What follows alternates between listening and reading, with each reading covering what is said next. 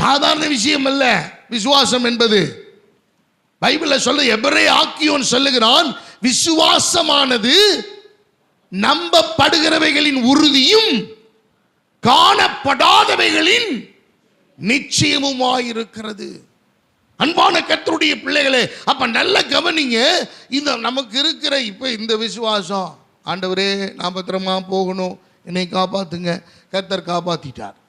இந்த விசுவாசம் எல்லாம் இது நீ சொன்னாலும் சரி சொல்லாட்டாலும் சரி, இஸ்ரவேலை காக்கிற தேவன் உறங்குவதும் இல்லை தூங்குகிறதும் காப்பாத்திடுவார், ஒரு ப்ராப்ளமும் இல்லை. ஆனா இந்த காரியங்கள் எல்லாம் கடந்து என்னுடைய கடினமான நேரங்களில், நெருக்கடி வேளைகளில் விசுவாசிக்கவே முடியாத ஒரு சூழல் வருது பாருங்க, அப்ப நான் ஆண்டவர் மேல முழு விசுவாசத்தோடு இருக்கிறோம் பாருங்க, அதுதான் விசுவாசம். அதான் அவர் எபிரே ஆக்கியோன் சொல்லுகிறார், விசுவாசமானது நம்பப்படுகிறவைகளின் உறுதியும் காணப்படாதவைகளின் நிச்சயமுமாயிருக்கிறது.